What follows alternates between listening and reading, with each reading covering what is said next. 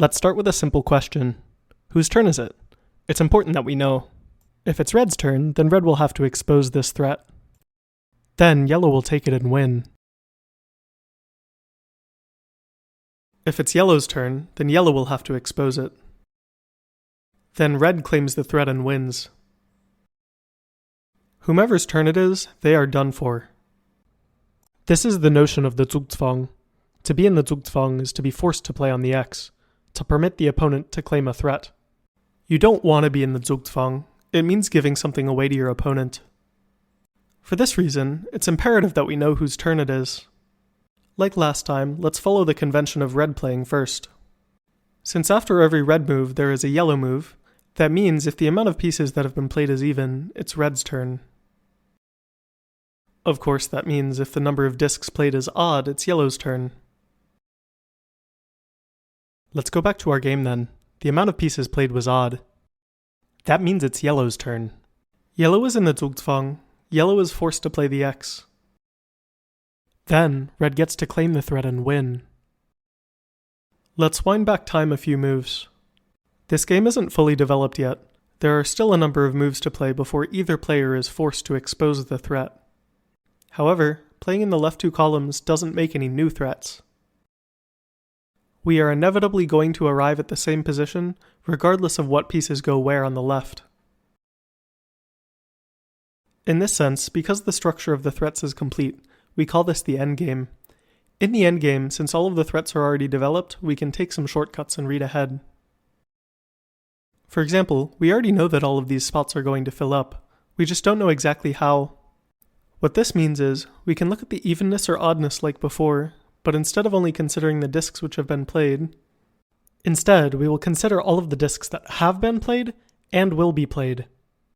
I call this area the dead space. In the same way that the evenness or oddness of the number of pieces reveals whose turn it is, the evenness or oddness of the dead space reveals whose turn it will be when a threat has to be uncovered. That is, it reveals who is in the Zugzwang. In our case, the dead space is odd. Yellow is in the Zugzwang. The dead space will be filled. Yellow will uncover the threat. And red claims it. Now that we have this useful abstraction, we don't actually need to worry about the pieces which have been played. We know where the dead space is, and we also know that we are in the endgame, so the threats can't change, and neither can the dead space. We can remove all the pieces, separate the columns, and perform the computation just the same. We identify the dead space and determine that it's odd. And we know that yellow will expose the threat to red. Okay, so we know, in general, the player who is in Zugzwang is red, that is, player 1, if the amount of dead space is even, or yellow, aka player 2 in the case that it's odd. As a corollary, this means that any row which has no threat at all can be simply ignored. 6 pieces will be played in that column with no consequence, so it doesn't change the evenness or oddness of the total amount of dead space. Knowing this, it's obvious why our parity rules from last time work when there is a single threat. When the threat is odd, that is, it's on an odd row, such as this example here, there is an odd amount of dead space. That means yellow is in the Zugzwang. If the threat had been on an even row, there would have been an even amount of dead space, meaning red would have been in Zugzwang. And, to reiterate, adding an empty column won't change this result. Both players will just climb up the column and it will be red's turn in Zugzwang once again. Adding an even amount of dead space doesn't change anything. But, as promised, it's time to generalize. There can be multiple rows which contain threats, and each row can contain multiple threats. First, let's just set up a complex array of threats and see what happens. Now, there is some sleight of hand going on. These threats couldn't really exist simultaneously on a standard board size. There's just not enough room. But you can imagine we are playing on a much wider board, still with a height of 6. Don't worry too much about that though. It should work out the same. The players begin by filling up the dead space, and there's an odd amount, so yellow is in the Zugzwang. In other words, it's yellow who gets to choose which threat to expose. Of course, yellow wouldn't expose a red threat, since red would claim it, instantly winning the game. That means yellow will have to expose a yellow threat, leaving us with these three options. Let's say yellow picks this one. Yellow exposes the threat, red blocks the threat, then the players fill in the newly discovered dead space above the threat. But now, yellow is once again in the Zugzwang. So this didn't accomplish anything other than removing a yellow threat from the board. Perhaps there was a better option? What about this threat? Yellow exposes the threat, red blocks the threat, but this time there is no dead space above the threat. Once again, yellow is in the Zugzwang. That leaves only one other option. What if yellow chooses to expose the leftmost threat? Yellow exposes it, red blocks it, and then yellow plays in the single dead space above the threat. Now red is in the Zugzwang. But what actually just happened there? In reality, we are not interested in the threat alone, rather the set of moves that get played in association with that threat. This includes the threat itself, the spot below it which exposes the threat, and all of the dead space which will be played immediately after the threat is blocked. Now it becomes clear why the leftmost threat gets yellow out of the Zugzwang. It is the only threat which is composed of an odd number of spaces. Such a threat is said to exert control over the Zugzwang. These threats are stronger. We usually want to use them first. Okay, in that case, what should red do here? Let's start by identifying the threats. This one has 5 spaces, so it exerts Zugzwang control. This one has 3, so it does as well. This one also has 3, but playing in it would unearth a yellow Zugzwang controlling threat. It's probably best not to do that. Finally, these two do not exert Zugzwang control. So, it seems red's best option is to take one of these two. That way, we can hand the Zugzwang back to yellow. Now we have the foundation to understand why yellow was winning in this example from last time. The parity of the dead space was even, and there was no threat that red could give up to toggle the Zugzwang back to yellow. Okay then, so are there any cases in which it is beneficial to take a threat which does not exert Zugzwang control? In this case, the lower threat does not control the Zugzwang, but the top one does. Only by revealing the bottom one can yellow arrive at the top threat and send the Zugzwang back to red.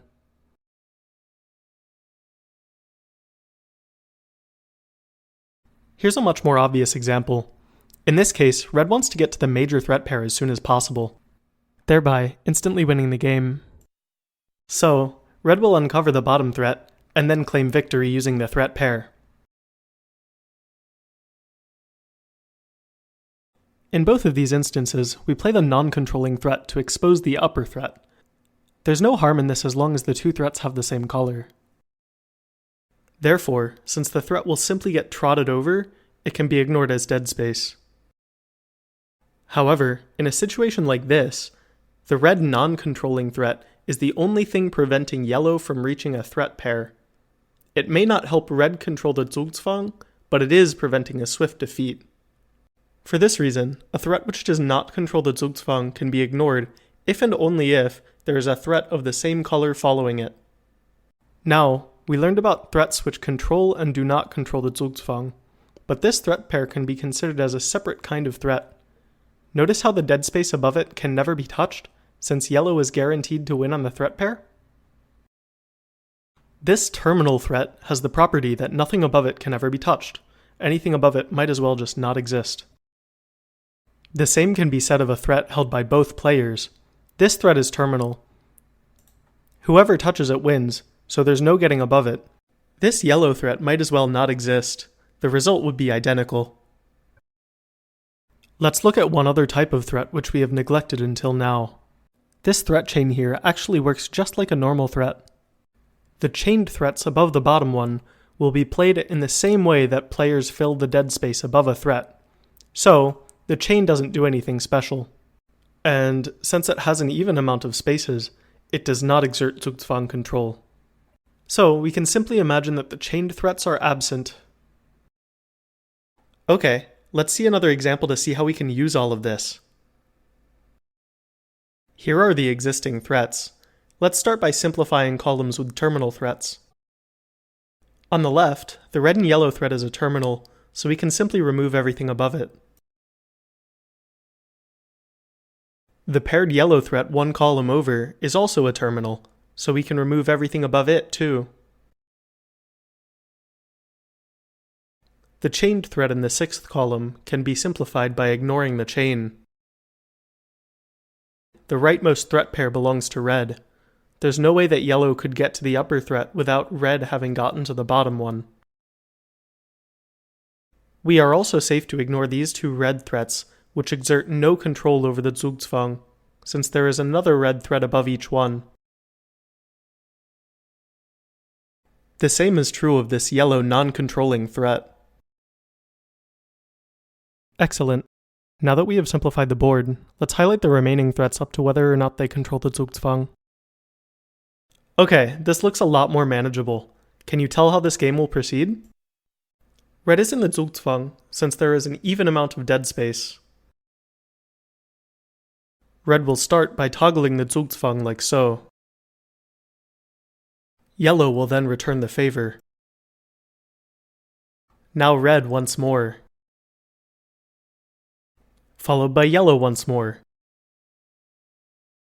At this point, red has no other option but to cede a terminal threat to yellow, thereby forfeiting. Okay, let's take a step back. We've now taxonomized all threats into Zugzwang controlling threats, which I'll mark with a Z, non-controlling threats, marked with a 0, and terminal threats, marked with a hash. With the diagram on the bottom, we abstract away all of the unnecessary details and boil down this particular endgame to its fundamental structure. Let's watch the players play the same game over, but track what happens as they play hot potato with the Zugzwang. Red handed the Zugzwang to yellow like this, expending a Zugzwang controlling threat. Yellow sent the Zugzwang back to red by using the threat on the sixth column. Red handed it back over again. And now yellow. Now, red is clearly going to lose, because no remaining red threats can toggle the Zugzwang. So, red will end up revealing a yellow threat.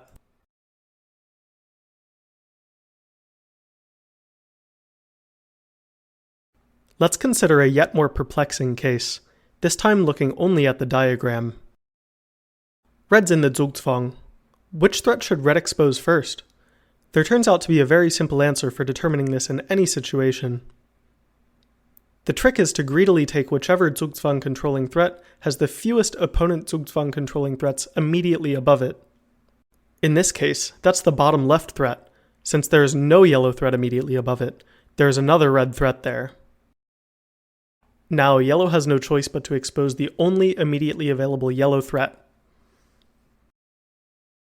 Red now takes the second column threat, since it only has one yellow threat stacked immediately above it. Yellow now takes the third column threat, since it has the smallest red stack above it. Now red, and yellow, and red. Now, there are no more exposable yellow threats left, so yellow exposes a red threat and loses.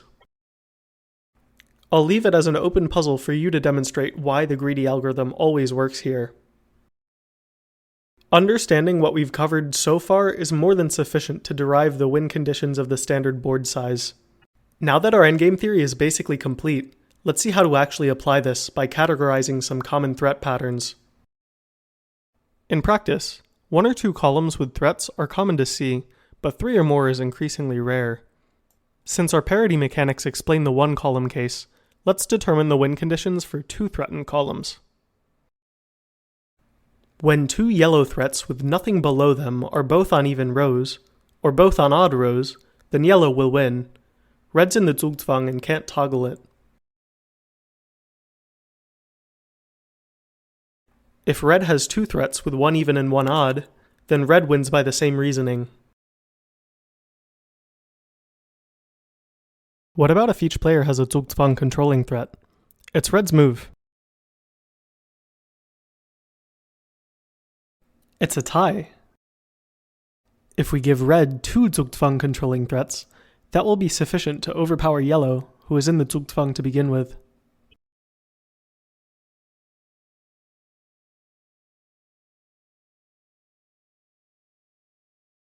Flipping around the position, we get a tie, not a yellow win. Yellow is disadvantaged by being in the Zugzwang from the start.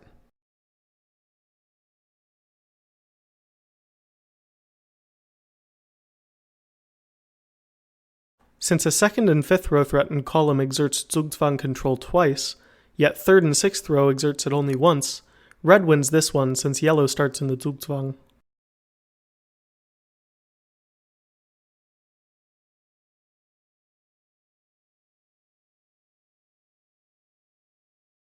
If we flip it around, the game ends in a tie.